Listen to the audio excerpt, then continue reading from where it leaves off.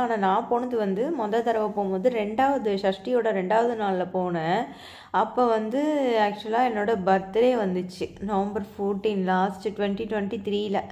அதனால் அது வந்து ஷஷ்டியோட 2வது நாளில் பர்த்டே வந்ததா, அதனால வந்து சரி என் மாமியார் போய் தொலை அப்படின்னு சொல்லிட்டு விட்டுச்சு, இல்லைன்னா விட்டுருக்காது.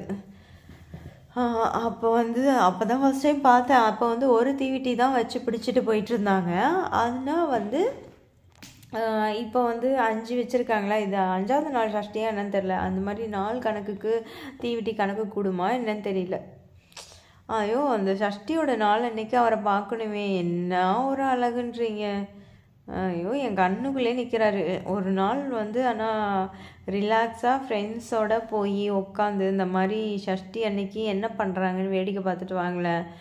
ஆனால் ராத்திரி ரொம்ப லேட்டாகும், மிட் நைட் ஆகும் ஃபுல்லும் பார்த்து முடிக்கிறதுக்கு.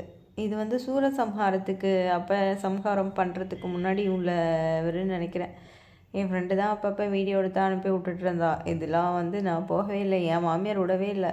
வீட்டு வாசப்படியே தாண்ட விடலையே, அதெல்லாம் ஒன்றும் வேணாம், நீ ஒரு ஆணி கிழிக்க வேணாம் அப்படி சொல்லிடுச்சு. அதனால் எல்லாம் போக முடியல. லைட் பாருங்களேன் எவ்வளோ, அந்த தூண் ஃபுல்லாக லைட் போட்டிருக்கிறதுனால ரொம்ப பெரிய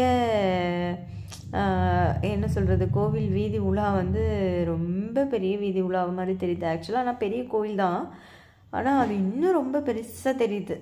எல்லா தூணுக்கும் லைட் போட்டிருக்கிறதுனால அவர் முன்னுக்கும் பின்னுக்கும் போயிட்டு போயிட்டு வர்றதுனால இது இன்னொரு நாளோட அலங்காரம்.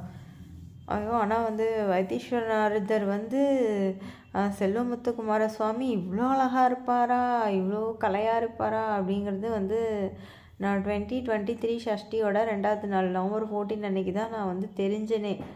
அது வந்து அப்படியே மிரண்டு போய் அது என்ன சொல்கிறது, ஸ்தம்பித்து போய் நின்றுட்டேன். அந்தளவுக்கு அழகு, அழகுனா அழகு, அப்படி ஒரு அழகு. ஆனால் வந்து சும்மா சொன்னாங்க அழகுனா முருகர் தான் அப்படின்னு, அதுக்கேற்ற மாதிரியே அழகு.